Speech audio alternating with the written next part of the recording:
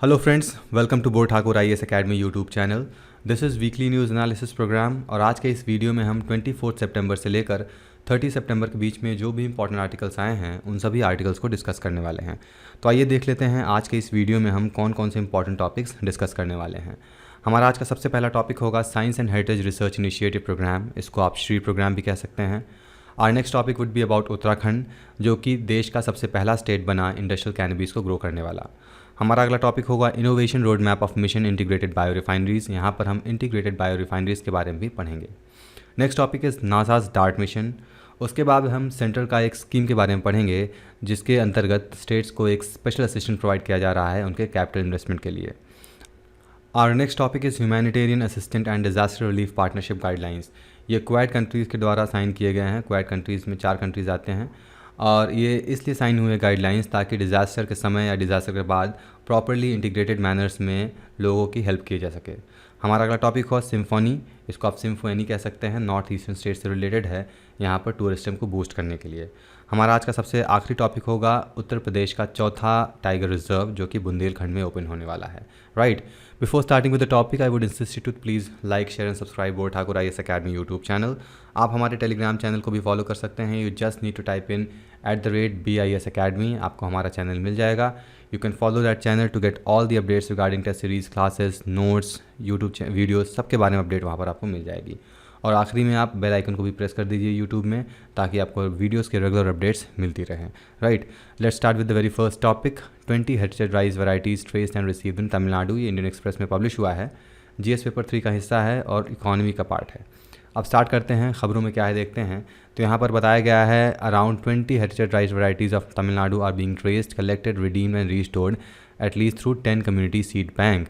यानी कि 20 heritage rice जो हैं तमिलनाडु में, ये हेरिटेज राइस की वैराइटीज़ हैं, इनको तमिलनाडु में ट्रेस किया जा रहा है, इकट्ठा किया जा रहा है और स्टोर किया जा रहा है लगभग 10 कम्युनिटी सीड बैंक में। और इससे फ़ायदा किनको होना है, तो 500 किसान जो तमिलनाडु में किसानी करते हैं या फिर फार्मिंग करते हैं उनके लिए बहुत ही बेनिफिशियल होने वाला है। अब यहाँ पर आपको हेरिटेज क्रॉप के बारे में जान लेना चाहिए। हेरिटेज क्रॉप वैरायटी है क्या? तो ये जो क्रॉप वैरायटी है या फिर क्रॉप के टाइप्स होते हैं, ये अपने यूनिक न्यूट्रिशन, मेडिकल और इकोलॉजिकल बेनिफिट्स के लिए जाने जाते हैं और ये लोकल रीजन से एसोसिएटेड होते हैं, मतलब कि उन्हीं रीजन्स में पाए जाते हैं जहाँ पर ये कल्टीवेट किए जाते हैं। और ये क्लाइमेट रेजिलेंट होते हैं। जनरली कोई भी क्रॉप होता है, आप जानते हैं, जैसे नॉर्मल क्रॉप्स होते हैं, उनको अगर प्रॉपर टाइम पे सनलाइट या फिर वाटर ना मिले या फिर कुछ डिज़ास्टर आ जाए तो वहाँ पर वो रेजिलेंट, मतलब वो वहाँ पर प्रॉपर तरीके से ग्रो नहीं कर पाएंगे। लेकिन जो हेरिटेज क्रॉप वैराइटीज़ हैं इनके साथ ऐसा कुछ नहीं होता है। अगर प्रॉपर चीज़ें मिल रही हैं इनको तो ये अच्छे से ग्रो कर जाएंगे। और जो हेरिटेज राइस का यूज़ है, अभी हम फ़िलहाल की बात करें तो हेरिटेज राइस वैराइटीज़ के हम यूज़ की बात करें तो ये एक तरीके से विलुप्त होता जा रहा है, कम होता जा रहा है और यहाँ तक पिछले कुछ दशकों से इनके सीड्स को भी खोजना बहुत ही मुश्किल हो गया है। अब इम्पॉर्टेंट क्यों है, तो इस इनिशिएटिव के अंदर में तमिलनाडु के 24 डिस्ट्रिक्ट, अब 24 डिस्ट्रिक्ट कौन कौन कैसे यहाँ पर पढ़ सकते हैं, कोयम्बटूर, धर्मपुरी, ये सारे 24 डिस्ट्रिक्ट हैं। यहाँ पर किसानों को ट्रेन किया जा रहा है ताकि वो ऐसे सीड्स को कंजर्व कर सकें, एनरिच कर सकें और इंडिजिनस हेरिटेज जर्मोप्लाज्म, मतलब कि जो इंडिया में ही जहाँ पर ये पाए जाते हैं वहाँ पर भी इनको प्रॉपर तरीके से ग्रो किया जा सके। और इन सिटू एक्सपेरिमेंट किए जा रहे हैं, क्लाइमेट अडेप्टेबिलिटी देखा जा रहा है और फार्मर्स को इसके लिए ट्रेन किया जा रहा है। और जो श्री स्कीम है, जैसा कि मैंने बताया, ये 24 स्टेट्स में इम्प्लीमेंटेड है। तमिलनाडु में टोटल 38 डिस्ट्रिक्ट हैं। इन 38 डिस्ट्रिक्ट्स में 24 डिस्ट्रिक्ट में इनिशिएटिव को लाया जा रहा है। ठीक है, यहाँ पर आप देख सकते हैं। और ये 24 ऐसे स्टेट है जहाँ पर राइस कल्टीवेशन बहुत ज़्यादा किया जाता है। तमिलनाडु का मैप देख सकते हैं, कौन कौन से स्टेट हैं, आप यहाँ से उठा सकते हैं और अपने मैप में यहाँ पर मार्क कर सकते हैं। बढ़ते हैं आगे, स्कीम के बारे में जानेंगे। तो ये जो स्कीम है कौन कौन से ऑर्गेनाइजेशन के द्वारा बनाया गया है, तो सबसे पहला है शास्त्रा डीम्ड यूनिवर्सिटी।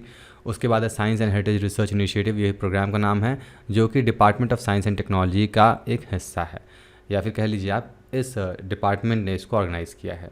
अब इसका जो काम क्या है, reviving, conserving and characterising the traditional rice varieties. ठीक है, जो ऑपरेशन प्रिंसिपल क्या है, तो इन बैंक हमने क्या देखा कि जो कम्युनिटी बैंक होती हैं, लगभग 10 कम्युनिटी बैंक्स हैं, यहाँ पर इन सीड्स को स्टोर किया जा रहा है। और साथ ही में मेमोरी बैंकिंग का भी इस्तेमाल किया जाएगा, जहाँ पर एथनो इकोलॉजिकल नॉलेज, यानी कि जो किसानी, जो खेती से लेके रिलेटेड नॉलेज है, उन नॉलेज को भी स्टोर करके इसको प्रमोट किया जाएगा। मेडिसिनल नॉलेज प्रमोट किया जाएगा, स्पेशल एग्रोनॉमिक क्वालिटीज़ को प्रमोट किया जाएगा, किसानों के अंदर में चीज़ें बताई जाएंगी। वहाँ पर कुछ रीजनल फेस्टिवल्स भी होते हैं जहाँ पर ऐसे सीड्स को एक्सचेंज करने का अपॉर्चुनिटी मिलता है किसानों को। एग्जाम्पल के लिए paddy seed exchange vehicle festival होता है, सॉरी, इसको नेल थिरुविज़ा कहते हैं, और ये क्रिएट के द्वारा ऑर्गेनाइज होता है, एक तिरुवर का एनजीओ है। ये क्या करते हैं, हेरिटेज राइस को जो सीड्स होते हैं वो कुरुप्पी, कोनी, थियामाली, मेपली, सांबा, करुकुरवई, ये अलग अलग हेरिटेज राइस के वैरायटीज़ हैं, यहाँ पर ये एक्सचेंज किए जाते हैं अक्सर। और इस इनिशिएटिव का जो मेजर टास्क है वो collect and conserve the traditional land race of rice varieties, मतलब कि जैसा कि मैंने बताया, जो ये आपके हेरिटेज राइस वैरायटी, हेरिटेज मतलब एक तरीके से ट्रेडिशनल लैंड रेस, मतलब कि लोकल एरिया से जो भी ये पाए जाते हैं वहाँ से ये इनको बारे में एक्सचेंज, नॉलेज एक्सचेंज करना, वैरायटीज़ के बारे में अलग लोगों को बताना, इनकी कैपेसिटीज़ क्या होती हैं, किन क्लाइमेट अनसर्टेनिटीज़ को ये विथस्टैंड कर सकते हैं, जैसे ड्रॉट है, फ्लड रेजिस्टेंस है, मेडिसिनल और न्यूट्रिशन प्रॉपर्टीज़ हैं उसमें सस्टेन रह जाएंगी। तो इन सारी चीज़ों को लेकर किसानों में जागरूकता लाना। और seed of past conserve to serve seed of future, यानी कि जो भी पहले का सीड है उसको कंजर्व किया जाए ताकि इसको भविष्य में यूज़ किया जा सके। तो ये आप यहाँ पर टैगलाइन की तरह आप समझ सकते हैं। उसी तरीके से फील्ड जीन बैंक है, इनको भी सेटअप किया गया है ताकि ऐसे सीड्स को और एक्सचेंज प्रोग्राम के थ्रू या फिर ऑर्गेनिक सीड मल्टीप्लिकेशन के थ्रू बढ़ाया जा सके और इसको प्रोपोगेट किया जा सके। और लास्ट में फार्मर्स को भी ट्रेन किया जा रहा है कंजर्वेशन मेथड्स के बारे में, ताकि वो जो जर्मोप्लाज्म है या फिर इन सिटू फॉर क्लाइमेट अडेप्टेबिलिटी है, तो ऐसी चीज़ों के लिए भी फार्मर्स को ट्रेन किया जा रहा है। This was all about this news. आगे बढ़ते हैं अगले टॉपिक की तरफ। उत्तराखंड, तो उत्तराखंड पहला स्टेट ऐसा बन गया है जहाँ पर इंडस्ट्रियल कैनबिस को ग्रो करने का परमिशन मिला था और इन्होंने सक्सेसफुली ग्रो कर लिया। जीएस पेपर 3 का हिस्सा है, इकॉनमी में आता है। अब हम न्यूज़ में क्या है देख लेते हैं। तो यहाँ पर लिखा हुआ है 6 years after Uttarakhand became the first state to allow cultivation of large scale industrial hemp. अब हेम्प क्या होता है, तो कैनबिस आप कह सकते हैं, गांजा कह सकते हैं, जिनके प्लांट्स होते हैं इनको लीगली ग्रो करना अलाउ किया गया था उत्तराखंड में। और इसके साथ साथ और भी स्टेट हैं, लेकिन यहाँ पर हम अभी उत्तराखंड की बात कर रहे हैं। क्यों बात कर रहे हैं, क्योंकि उत्तराखंड पहला ऐसा स्टेट बना जिन्होंने सक्सेसफुली इस कैनबी को ग्रो कर लिया है। तो कैनबी में जनरली 2 पार्ट होते हैं।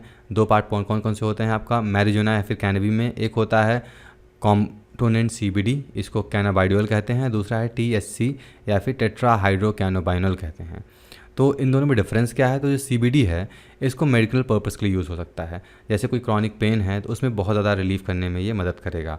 और इसमें इंटॉक्सिकेशन नहीं होता है, यानी कि आप जैसे कोई नशा करते हैं, आप जानते होंगे मैरिजुआना या फिर गांजा, ये नशीले पदार्थ हैं और लोग इसको लेजर पर्पस के लिए यूज़ करते हैं, इसीलिए इसको बैन भी किया गया है। लेकिन यहाँ पर इंडस्ट्रियल लेवल पर ग्रो किया जा रहा है क्योंकि इनका यूज़ जो है मेडिसिनल पर्पस से बहुत ज़्यादा होता है। वहीं पर टीएससी की बात करें, जो दूसरा कंपोनेंट है मैरिजुआना या फिर कैनबी प्लांट का, तो ये एक तरीके से साइकोएटिक कंपोनेंट होता है, मतलब दिमाग को स्लो कर देता है। जो नशा करते हैं उनको पता होगा कैसी ये चीज़ें होती हैं, राइट। अब हम बात करेंगे इस तरीके के कल्टीवेशन को, कैनबिक कल्टीवेशन कोई फार्मर कर रहा है तो उनको बेनिफिट क्या होने वाला है। तो ऐसा देखा गया है जो किसान इसकी खेती कर रहे हैं उनके इनकम में लगभग 3 गुना इजाफा आया है। और साथ में इसके अलावा क्या फ़ायदे हैं, सीबीडी ऑयल रिलीज़ होता है। सीबीडी ऑयल से क्या कर सकते हैं, साबुन बना सकते हैं, शैम्पू बना सकते हैं, मेडिसिन बना सकते हैं। और इसके अलावा पेपर और rope, decorative items, biodegradable lamp, plastic, ये सब हेम्प से बनते हैं। अब हेम्प क्या होता है, हेम्प ये प्लांट होता है गांजे का, इसी के जो फाइबर्स होते हैं, इसी के जो बचे हुए चीज़ें होते हैं, उन सब चीज़ों से ये सारी मटेरियल्स यहाँ पर बनते हैं।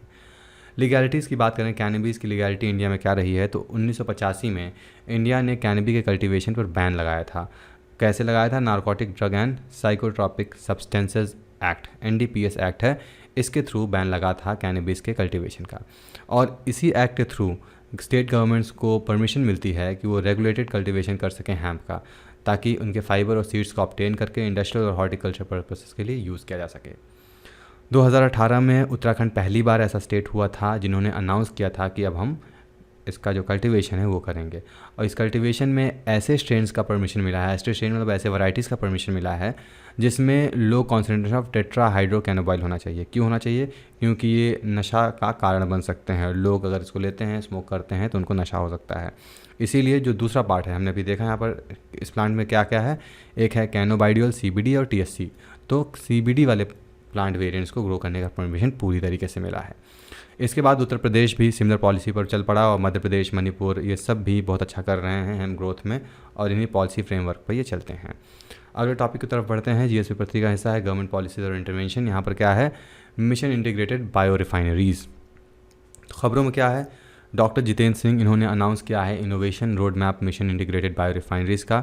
ये डेवलप कैसे हुआ है, तो कोल लीड्स और active input from Brazil, Brazil, Canada, European countries और यूके, इन कंट्रीज़ के इनपुट की वजह से ये रोड मैप तैयार हो पाया है और साथ ही में अपना भी दिमाग लगा है, ऑब्वियस सी बात है।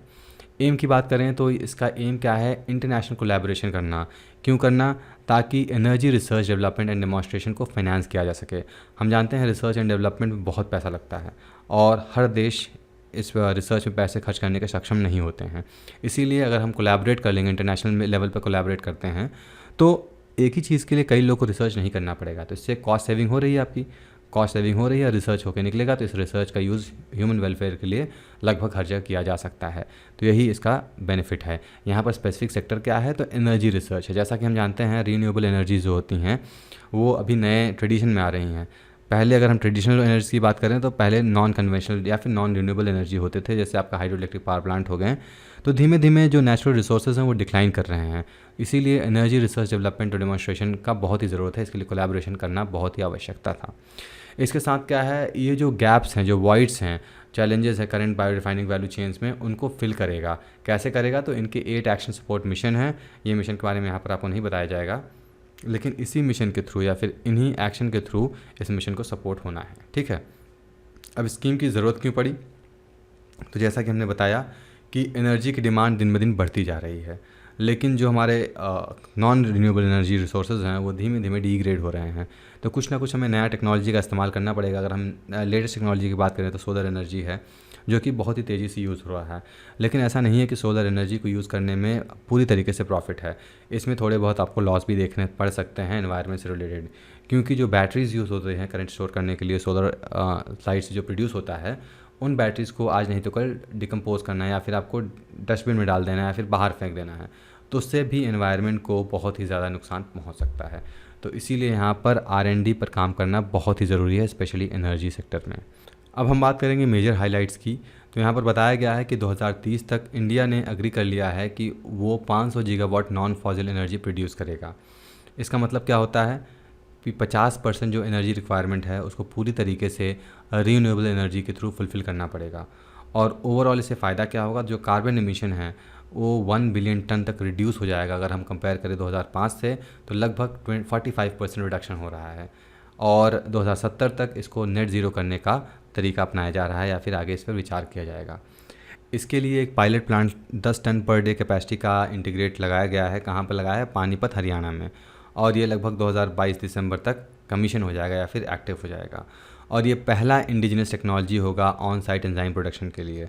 एंजाइम्स कहाँ यूज़ होते हैं, कैसे बनते हैं, वो हम आगे थोड़ा सा जानेंगे। यहाँ पर बहुत डिटेलिंग की जाने की ज़रूरत नहीं है। अब प्रोसेस क्या होता है, तो लिग्निन वोलराइजेशन प्रोसेस का यूज़ किया जाता है। यहाँ पर क्या कहते हैं, वेस्ट जो लिग्निन होता है, जो भी मतलब कि वेस्ट होता है, मटेरियल होता है, उसे रख दिया जाता है फर्मेंट होने के लिए। फर्मेंट होने के बाद यहाँ से कुछ एनर्जीज, कुछ केमिकल्स रिलीज़ होती हैं, उनको हम यूज़ कर लेते हैं। अब यहाँ पर आप तरीका कैसे देखेंगे, तो ये PPP पार्टनर के साथ ही ये सारी चीज़ें पॉसिबल हैं। अगर गवर्नमेंट सोचेगी कि हम अकेले कर सकते हैं, ऐसा पॉसिबल नहीं है। तो पब्लिक प्राइवेट पार्टनरशिप बहुत ही ज़रूरी होता है। पब्लिक प्राइवेट पार्टनरशिप क्या होता है, तो गवर्नमेंट और प्राइवेट एंटरप्राइजेस के बीच में कोलैबोरेशन होता है। जैसे कि इंफ्रास्ट्रक्चर प्रोजेक्ट है, रोड बनाना है, रेलवे बनाना है, तो इस तरीके की चीज़ों के लिए PPP मॉडल का यूज़ किया जाता है। अब यहाँ पर इंडिया ने एक futuristic PPP mode of initiative for clean energy launch किया है, जिसका मिशन क्या है, बायो रिफाइनरीज को एक्सेलरेट करना, क्लीन एनर्जी सोल्यूशन देने के लिए पब्लिक प्राइवेट अलायंस होना चाहिए। सारी चीज़ें यहाँ पर PPP पार्टनरशिप से होने वाला है। इंडिया ने फंडिंग अपॉर्चुनिटी को भी अनाउंस किया गया है हाइड्रोजन वैली प्लेटफॉर्म के लिए। यहाँ पर आप जानते हैं जैसे अभी फ़िलहाल में हाइड्रोजन एनर्जी का बहुत ज़्यादा बोलबाला है, इसको लेकर बहुत चर्चाएँ चल रही हैं। तो हो सकता है आगे हाइड्रोजन एनर्जी कुछ डेवलप हो पाए और हमारे पर्सनल यूज़ में आ सके। जैसे कि हम एनर्जी यूज़ करते हैं तो ऐसा कुछ यूज़ में आ सके। पब्लिक प्राइवेट पार्टनरशिप के प्रोज एंड कॉन क्या होते हैं, तो प्रोज जो होते हैं, पब्लिक प्राइवेट होप आपको समझ में आ गया होगा कि ये गवर्नमेंट और प्राइवेट एजेंसी के बीच का कोलैबोरेशन होता है। तो ऐसे कोलैबोरेशन से फ़ायदा क्या हो सकता है, बेटर इंफ्रास्ट्रक्चर सोल्यूशन मिल सकता है। डिसएडवांटेज क्या होता है, ये गवर्नमेंट का कॉस्ट बढ़ा सकता है। जैसा कि हम जानते हैं गवर्नमेंट का बहुत पैसा लग जाता है किसी भी प्रोजेक्ट में, लेकिन वो सक्सेसफुल नहीं हो पाता है और कभी कभी उतनी एफिशिएंटली नहीं रन करता है जितना करना चाहिए। इसके दूसरे बेनिफिट्स क्या हैं, faster project completion and reduces delay on infrastructure project. अगर हम सरकारी कामों की बात करें, हम जानते हैं सरकार बहुत ढीली काम करती है, हर कोई भी सरकार हो। लेकिन PPP मॉडल में क्या होता है, जो लाइबिलिटी आती है वो प्राइवेट प्लेयर्स पे आती है, इसलिए टाइमली कोई भी प्रोजेक्ट कंप्लीट हो जाएगा। रेट ऑफ इंटरेस्ट जो होता है, रेट ऑफ रिटर्न होता है, वो भी बहुत अच्छा होता है कंपेयर करेगा पूरी तरीके से गवर्नमेंट प्रोजेक्ट्स में। और रिस्क यहाँ पर थोड़ा बहुत होता है, इसको पूरी तरीके से ख़त्म नहीं किया सकता, लेकिन यहाँ थोड़ा थोड़ा रिस्क होता है जिसको इजीली ख़त्म किया जा सकता है। डिसएडवांटेज की बात करें तो ये कॉम्पिटिटिवनेस को कम कर देगा। क्यों? क्योंकि यहाँ पर कॉस्ट इफेक्टिव पार्टनरिंग नहीं हो पा रही है। अगला इशू क्या हो सकता है, ऐसे जो भी प्रोजेक्ट होते हैं या इनका प्रॉफिट होता है वो रिस्क के ऊपर टोटली डिपेंड करता है, मतलब कि क्या काम किया गया है, इसके आउटकम क्या होगा। जैसे कि अभी अब स्टैच्यू ऑफ यूनिटी की बात करें, हम गुजरात में बना है, तो स्टैच्यू ऑफ यूनिटी का अगर हम निकालेंगे कैलकुलेशन, यहाँ पर मैं डिटेलिंग नहीं करूँगा, तो यहाँ पर देख सकते हैं इसमें कितना खर्चा हुआ था, इसमें रिटर्न कितना मिला है। तो एक तरीके का ये कैपिटल इन्वेस्टमेंट था सेंट्रल गवर्नमेंट का। अब इसको रेसिप्ट में कैसे कन्वर्ट करना है, ये इनका काम है। ठीक है, तो ये सारी चीज़ें पब्लिक एंड प्राइवेट पार्टनरशिप के प्रोस और कौन है, ये इमेज हमने www.livebot.com से लिया हुआ है। अब हमारा अगला टॉपिक नासा के डार्ट मिशन के बारे में है। GS paper 3 science and tech का हिस्सा है। तो नासा का डार्ट मिशन क्या है, तो ये अपने तरीके का सबसे पहला मिशन है। जैसा आपने मूवीज़ में देखा होगा, दुनिया को बचाने चले अवेंजर्स, उसी तरीके के नासा ने अब दुनिया को बचाने का ज़िम्मा उठा लिया है।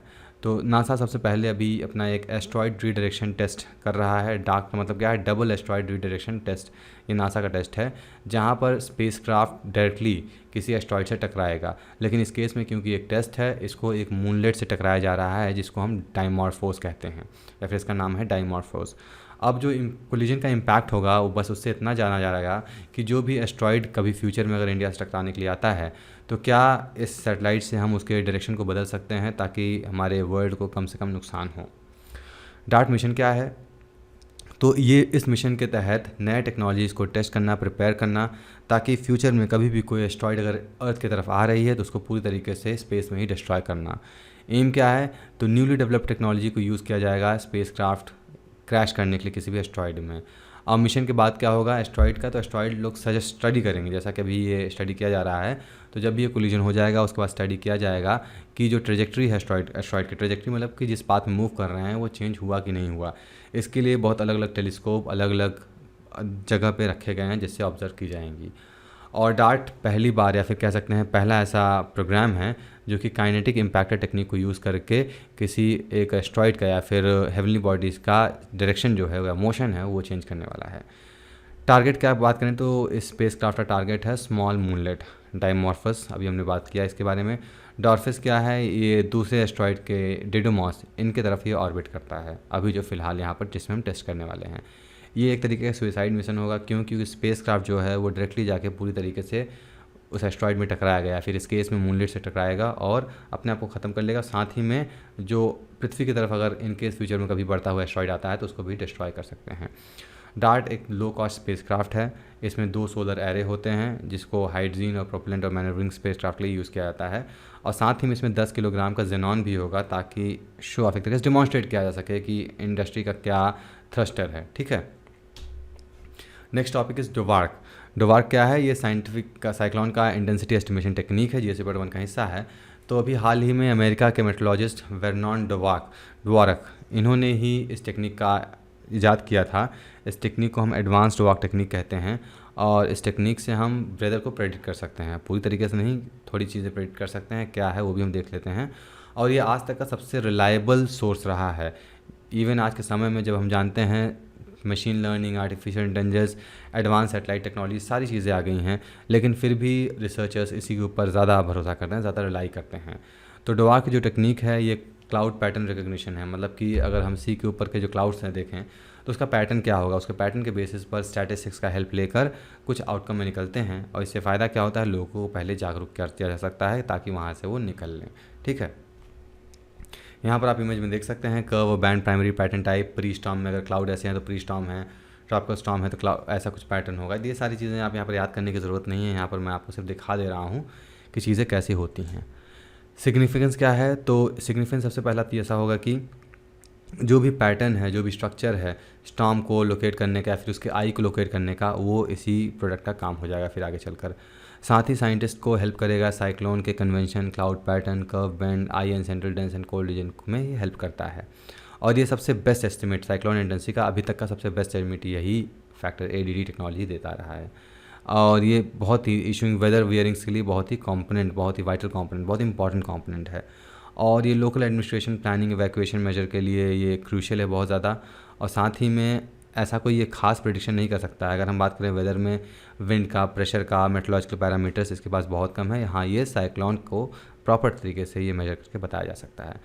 Next topic is special scheme for states for capital investment. Economy GS paper 3 का हिस्सा है। खबरों में क्या है तो इंडिया के गवर्नमेंट ने स्कीम स्पेशल असिस्टेंट लॉन्च किया है स्टेट्स के लिए, ताकि वो कैपिटल में इन्वेस्ट कर सकें और अपने लिए कुछ एसेट्स प्रोड्यूस कर सकें। स्टेटस की बात करें तो पंजाब, राजस्थान, केरला, वेस्ट बंगाल, बिहार, आंध्र प्रदेश, ये सारे जितने भी स्टेट्स हैं इंडिया में, ये बहुत ही ज़्यादा कर्ज में डूबे हुए हैं 2020 और 21 की रिपोर्ट के अनुसार।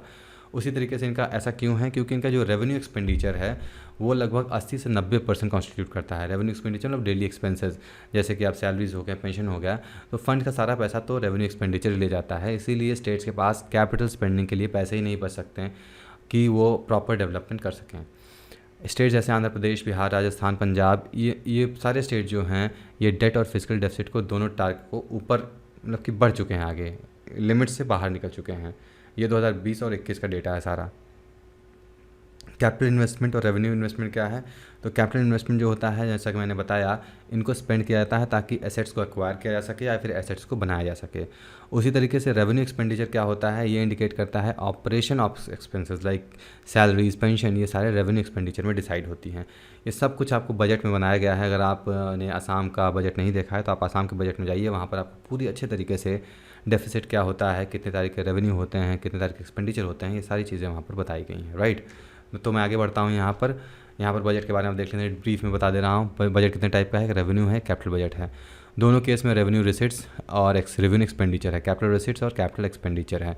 यानी रेवेन्यू में कैसे मनी को रिसीव किया जाता है, तो टैक्स हो गया, नॉन टैक्स हो गया, ये सारे पैसे कहाँ आते हैं, रेवेन्यू में। उसी तरीके से रेवेन्यू एक्सपेंडिचर मतलब ये पैसे कहाँ खर्च होंगे, revenue expenditure, non plan revenue expenditure, तो ये पैसा जो यहाँ आते हैं गवर्नमेंट के थ्रू होकर यहाँ पर खर्च हो जाते हैं। सिमिलरली स्टेट से कैपिटल बजट में भी होता है। यहाँ पर कैपिटल रिसिट्स है, कैपिटल एक्सपेंडिचर है। कैपिटल रिसिट्स जो होते हैं वो कैसे हो सकते हैं, तो लोन को रिकवर करना, ऐसे 2-3 मेथड्स होते हैं जिसके थ्रू हम कैपिटल रिसिट कर सकते हैं। और जो कैपिटल इन्वेस्टमेंट है या फिर एक्सपेंडिचर है, ये पूरी तरीके से सीधी तरीके से किसी भी एसेट को क्रिएट करने के काम में आता है, राइट। अब हम अगले टॉपिक की तरफ बढ़ते हैं। ये humanitarian assistant and disaster relief sign partnership guidelines sign किया गया है, कहाँ पर, क्वाड कंट्रीज़ के द्वारा। जीएस पेपर 2 आईआई का हिस्सा है। तो यहाँ पर हम देख लेते हैं क्वाड की ग्रुपिंग जो होती है, क्वाड में कौन कौन है। तो यहाँ पर 4 देश हैं। क्वाड का मतलब होता है 1/4 एक तरीके से, तो क्वाड यहाँ पर चार की तरह ले लिया गया है। तो यहाँ पर humanitarian assistant disaster relief partnership guidelines की तरफ जो भी देश के फॉरेन मिनिस्टर से उनके मीटिंग के द्वारा इसको साइन किया गया है। कहाँ पर साइन किया गया, तो यूएस के पास किसी union nation general assembly meeting में, जो कि न्यूयॉर्क में है, उस समय इस गाइडलाइंस के ऊपर साइन किया गया है। हाइलाइट्स की बात करें तो जो साइन है, या फिर आप कह सकते हैं एक तरीके से क्वाड फॉरेन मिनिस्टर होते हैं, उनका मीटिंग जो है United nation general assembly New York head हुआ था, ये मैं आपको बता चुका। और HADR जो पार्टनरशिप है, ये क्वाड लीडर के द्वारा जो टोक्यो समिट में है 24 मई 2022 में इसको अनाउंस करके लागू कर लिया गया। और ये जो गाइडलाइंस हैं इनका ओरिजिन 2004 में देखा जा सकता है, जब सुनामी कोर ग्रुप फॉर्म हुआ था। और सुनामी के बाद जो भी तहलका मचा था, आफ्टर मैथ जो था, जो भी प्रॉब्लम क्रिएट हुई थी, उनको सॉल्व करना इन्हीं की जिम्मेदारी थी। और ये जो गाइडलाइन होता है, इनका एम क्या होता है, किसी भी तरीके के डिज़ास्टर को जो भी इंडो पैसिफिक रीजन में अकर कर रहे हैं उनको टैकल करना, उनको रिस्पॉन्स करना और हेल्प करना। ये कौन कौन सी कंट्रीज़ हैं, इंडिया, जापान, USA, ऑस्ट्रेलिया, ये क्वाड कंट्रीज़ हैं। तो जो पार्टनरशिप है एक तरीके का डेडिकेटेड फ्रेमवर्क पे काम करेगा क्वाड कंट्रीज़ के लिए, ताकि जो ये रूट्स हैं इनको बूस्ट किया जा सके, और जो भी साइकोलॉजिकल इफेक्ट है, साइक्लोन वाले इफेक्ट हैं, साइक्लोन प्रॉब्लम आते हैं, उनसे भी छुटकारा पाया सके या फिर उनको भी समझा जा सके, ठीक है। उसके बाद हम क्वाड ग्रुपिंग की बात करें तो कोऑर्डिनेटेड सिक्योरिटी डायलॉग, ये एक तरीके का इनफॉर्मल स्ट्रेटेजिक डायलॉग है 4 कंट्रीज़ के बीच में, इंडिया, USA, जापान, ऑस्ट्रेलिया। और इनका जो ऑब्जेक्टिव है वो शेयर्ड ऑब्जेक्टिव है, यानी कि कॉमन ऑब्जेक्टिव है, क्या है, free, open and prosperous Indo Pacific region. तो एक तरीके से यहाँ पर ट्रेड की भी बातें की जा रही हैं। क्वाड का जो आइडिया है, जापानीज़ प्राइम मिनिस्टर शिंजो एबे 2007 में इन्होंने ये आइडिया को सोचा था और फ्लोट किया था, लेकिन उस समय ऑस्ट्रेलिया पुल बैक कर दिया था क्योंकि चाइना का बहुत ज़्यादा उन पर प्रेशर था। उसके बाद दिसंबर 2012 में शिंजो एबे ने फिर से उसी आइडिया को फ्लोट किया, एशिया डोमेस्टिक सिक्योरिटी डायमंड के नाम पर। इसमें ऑस्ट्रेलिया, इंडिया, जापान और US को सेफगार्ड या फिर मैरीटाइम को सेफगार्ड करने के लिए बताया गया। नवंबर 2017 में इंडिया, US, ऑस्ट्रेलिया, जापान, ये सारे लोग एक long pending quad coalition develop करने का स्ट्रेटजी करने के लिए समय दिए और यहाँ पर कुछ डेवलप हो पाया। हम आगे बढ़ेंगे अगले टॉपिक की तरफ। ये आपका सिम्फनी से रिलेटेड है। यहाँ पर क्या बताया जा रहा है, तो यूनियन मिनिस्टर श्री जी कृष्णा रेड्डी, इन्होंने वर्चुअल कॉन्फ्रेंस के थ्रू सिम्फनी को लॉन्च किया। इसका मेजर मकसद है टूरिज्म सेक्टर को बूस्ट करना। कहाँ पर? नॉर्थ ईस्ट स्टेट में। तो नॉर्थ ईस्ट स्टेट में आप जानते हैं नॉर्थ ईस्टर्न को 7 सिस्टर्स भी कहा जाता है। तो यहाँ पर मैप में आप देख सकते हैं कौन कौन से वो स्टेट है जहाँ पर इस स्कीम को लॉन्च किया जाना है या फिर ये लॉन्च किया गया है। सिम्फनी क्या है? ये एक तरीके का सीरीज़ स्टार्ट करेगा, north eastern region development conference, और लोगों के बीच में डायलॉग्स क्रिएट करेगा ताकि जो पॉलिसी थिंकर हैं, स्टेक होल्डर हैं, इन्फ्लुएंस हैं, उनका जो एम है टूरिज़्म को बूस्ट करना नॉर्थ ईस्टर्न रीजन में। नॉर्थ ईस्टर्न में वैसे भी ऑलरेडी बहुत ज़्यादा टूरिज़्म प्लेसेस हैं, लेकिन लोगों को जागरूक करना, लोगों को बताना कि वहाँ पर और भी पॉसिबिलिटीज़ हैं, इसीलिए ये सारी चीज़ें सिम्फनी नामक चीज़ें हो रही हैं। तो जो वर्चुअल कॉन्फ्रेंस में सिम्फनी जो होता है, ये ministry of development of north eastern region ने होस्ट किया था वर्ल्ड टूरिज़्म के दिन, राइट। वर्ल्ड टूरिज़्म दिन कब है? वर्ल्ड टूरिज़्म डे आपका आता है 27 सितंबर। कहाँ आता है? 27 सितंबर, राइट। अब हम आगे बढ़ते हैं एम की। तो सिम्फनी का जो एम है, ये एक तरीके का वन स्टॉप सोल्यूशन देना चाहता है ताकि जो भी टूरिस्ट होते हैं, अगर कोई भी दूसरे देश से टूरिस्ट आ रहे हैं किसी नई जगह पे, या फिर इंडिया के ही लोग दूसरे स्टेट में जा रहे हैं, तो उनको कुछ समस्याएं झेलनी पड़ती हैं, जैसे कि उनको अकोमोडेशन नहीं मिलता है, या फिर लगेज उनके पास होता है, वो ट्रैवल करना मुश्किल होता है, इंफ्रास्ट्रक्चर फैसिलिटीज़ होती हैं बहुत, और लोकेशन के बारे में बहुत जानकारी नहीं होती है। इसके वे में ये सिम्फनी हेल्प करेगा। तो ये जो 2 दिन का कॉन्फ्रेंस था, इसका एम था एक तरीके का रोड मैप बनाना ताकि जो नॉर्थ ईस्ट में अनएक्सप्लोर्ड ब्यूटी है उसको फिर से एक्सप्लोर किया जा सके। इसमें क्या होगा? आइडिएट होगा, डिस्कस होगा, फॉर्मुलेट होगा आइडिया। एक तरीके से जो भी लीडर्स हैं, पॉलिसी थिंकर्स हैं, सोशल मीडिया इन्फ्लुएंसर है, उन सब के बीच रह के कुछ नए आइडियाज़ डिस्कस होंगे, फॉर्मुलेट होंगे, ताकि ऐसे टूरिज़्म को बूस्ट किया जा सके। Moving to next last topic, ये उत्तर प्रदेश का चौथा टाइगर रिजर्व के बारे में है। GS paper 3 environment and biodiversity का हिस्सा है। तो यहाँ पर बताया जा रहा है कि उत्तर प्रदेश गवर्नमेंट ने चौथे टाइगर रिजर्व के लिए अप्रूवल दे दिया है। ये रानीपुर वाइल्ड लाइफ सेंचुरी जो कि चित्रकूट डिस्ट्रिक्ट में है, वहाँ पर ये ओपन किया जाएगा। तो generally wild life flora and fauna को कंजर्व करने के लिए बहुत सारे कॉन्सेप्ट है, लेकिन यहाँ पर जो इंपॉर्टेंट 2 कॉन्सेप्ट है, वाइल्ड लाइफ सेंचुरी और नेशनल पार्क है, तो इनके बीच में हम डिफरेंस समझ लेते हैं। तो यहाँ पर जो वाइल्ड लाइफ सेंचुरी है, ये जनरली स्पीशीज़ ओरिएंटेड होता है, यानी कि मान लीजिए शेर है, चीता है, तो उन्हीं की स्पीशीज़ ऐसे एरियाज़ में रखे जाते हैं। वहीं नेशनल पार्क क्या होता है? ये हैबिटेट से रिलेटेड होता है, मतलब किसी भी स्पीशीज़ का जो घर होता है उससे लेकर कंसर्न होता है national park. Wild life sanctuary में जो रिस्ट्रिक्शन होते हैं कम होते हैं और विजिटर्स जा सकते हैं, जनरल पब्लिक जा सकती है। नेशनल पार्क में बहुत ही हाईली रिस्ट्रिक्टेड होता है और रैंडम पीपल वहाँ पर नहीं अलाउड हैं। साइज़ की बात करें तो 0.61 से लेकर 7,818 स्क्वायर किलोमीटर का हो सकता है। जनरली बात करें तो 100 से 500 स्क्वायर किलोमीटर होना चाहिए, और लगभग 40% केसेस में और 25% केसेस में इनका साइज़ जो होता है 500 से 1000 स्क्वायर किलोमीटर भी होता है। तो आप डिफरेंस देख सकते हैं कहाँ से कहाँ तक जाता है। वही नेशनल पार्क में मैंने बता दिया ये हाईली रिस्ट्रिक्टेड एरिया होता है, और इंडिया में मोस्ट कॉमन एवरेज साइज़ जो होता है वो 100 से 500 स्क्वायर किलोमीटर होता है किसी भी नेशनल पार्क के लिए। अब हम रानीपुर वाइल्ड लाइफ सेंचुरी के बारे में जानेंगे। तो रानीपुर वाइल्ड लाइफ सेंचुरी एक बहुत ही इंपॉर्टेंट कॉरिडोर था टाइगर के मूवमेंट के लिए। टाइगर एक जंगल से दूसरे जंगल के हिस्से में जाते तो एक कॉरिडोर था, मतलब एक तरीके का रोड था वहाँ, फिर भी टाइगर्स ईजिली वहाँ से मूव करते थे। तो यूपी गवर्नमेंट ने जो रानीपुर टाइगर रिजर्व को अप्रूव किया है, वो section 38 of wild life protection act 1932 के अंतर्गत अप्रूव किया है। टाइगर रिजर्व की बात करें जो अभी यहाँ पर है रानीपुर में, इसका जो एरिया है 529.89 स्क्वायर किलोमीटर का है, और यहाँ पर 300 किलोमीटर मान लीजिए, स्क्वायर किलोमीटर मान लीजिए, ये बफर जोन है, मतलब यहाँ पर लोग आ जा सकते हैं लेकिन पूरी तरीके से अंदर नहीं जा सकते हैं। तो रानीपुर टाइगर रिजर्व जो है ये ट्रॉपिकल ड्राई डिसीडुअस फॉरेस्ट यहाँ पर पाए जाते हैं जैसे, और यहाँ पर एनिमल्स की बात करें tiger, leopard, sloth, bear, spotted deers, sambar, chinkara, इन सारे जानवर यहाँ पर, चिड़िया यहाँ पर पाई जाती हैं। रानीपुर टाइगर रिजर्व जो होता है ये यूपी का 4th टाइगर रिजर्व है। इससे पहले दुधवा, पीलीभीत, अमनगढ़, ये सारे चीज़ें हैं। और हम बफर जोन की बात करें तो कॉर्बेट टाइगर रिजर्व भी बफर जोन में आता है। और इसके साथ ही स्टेट्स का प्रमोशन भी होगा बुंदेलखंड रीजन में, क्योंकि अभी तक कोई यहाँ पर ऐसा एक्टिविटी नहीं हुआ है, और ये मध्य प्रदेश को भी ज्वाइन करता है। चित्रकूट आप कभी जाएंगे तो जो उनका रोड बने हैं, कभी मध्य प्रदेश में आता है, कभी उत्तर प्रदेश में आता है, तो इन चीज़ों को लेकर बहुत ज़्यादा डिस्प्यूट वहाँ पर चलता है। टाइगर रिजर्व कंजर्वेशन फाउंडेशन है, ये प्रोटेक्शन टाइगर के कंजर्व करने के लिए बनाए गए हैं। यहाँ पर टाइगर रिजर्व की बात करें तो देश में लगभग 50 टाइगर रिजर्व हैं। इंडिया में एरिया है 72,749 स्क्वायर किलोमीटर, जो कि लगभग 2.21% है जोग्राफिकल एरिया का, राइट। और यहाँ पर लगभग 2,967 स्टेट्स हैं NTC एस्टिमेशन 2018 के अकॉर्डिंग, और उत्तर प्रदेश में कुल 173 शेर थे, 107 दुधवा नेशनल पार्क में और 65 पीलीभीत में। यहाँ पर टाइगर रिजर्व्स आप देख सकते हैं देश के कौन कौन हिस्से में पाए जाते हैं। This was all about today's video. I hope you have understood all the topic. If you have any doubts, any queries, please write down in the comment box. हम आपके सारे प्रॉब्लम्स सॉल्व करने की कोशिश करेंगे। Please stay tune. Thank you for watching and please like share and subscribe Bor Thakur IAS academy YouTube channel. मिलते हैं आपसे अगले वीडियो में नए टॉपिक के साथ। तब तक के लिए गुड बाय।